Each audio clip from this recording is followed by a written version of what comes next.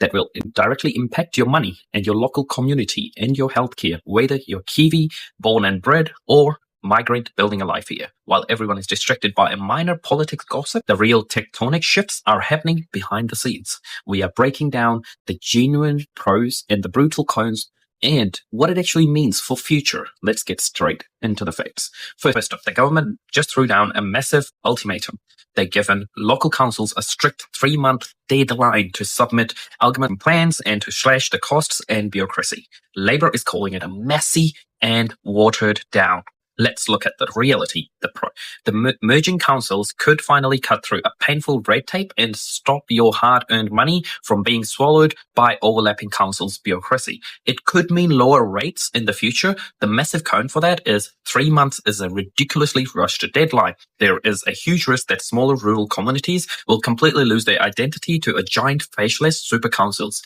Why shall we care about it? For Kiwis, your local libraries, roads and bins are about to get completely remanaged. For migrants, this is a major warning sign. Local councils' programs like settlement support, integration initiatives and cultural festivals are often the first things to get axed or deprioritized in a massive corporate merger.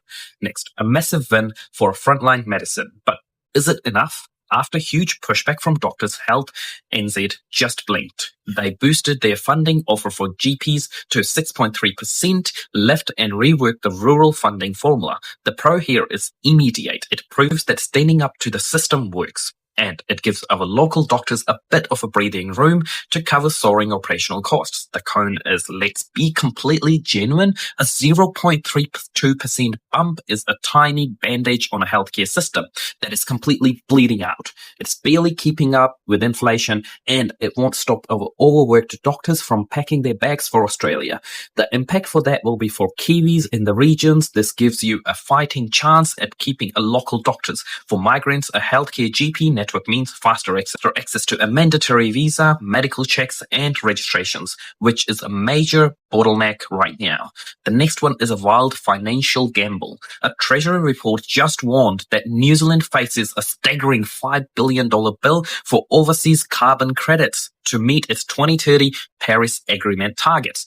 PM Christopher Luxon basically dismissed it, saying we'll focus on boosting domestic primary exports instead of sending billions offshore.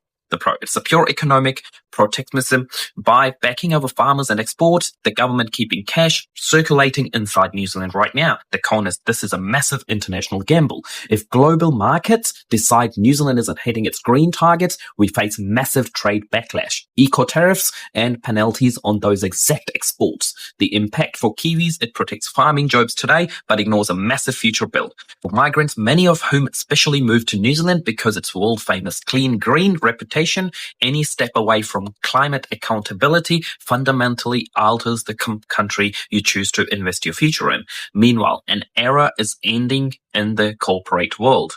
Antonia Winston, the CEO of New Zealand's biggest bank, ANZ, has announced she's retiring on September the 30th, 2026. She's being replaced by the bank's chief risk officer, Ben Keller. The pro is appointing a risk officer means the bank is prioritizing absolute stability. Your money and your mortgage are in safe pair of hands during the economic storm. The con, risk-averse leaders rarely innovate.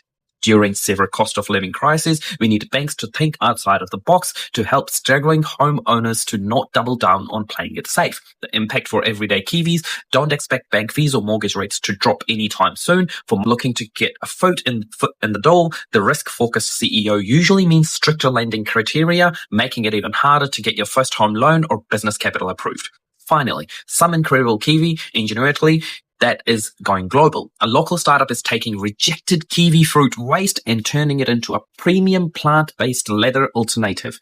They are already in talks with the major global car brands and opening a pilot factory in the Bay of Plenty. This is the future of economy. It turns literal garbage into a high-value export, creates regional tech jobs, and puts NZ on the global green innovation map. The only real cone is scaling it, going from a cool startup concept to a mass-producing factory lines that meet global automotive standards take a massive capital and time.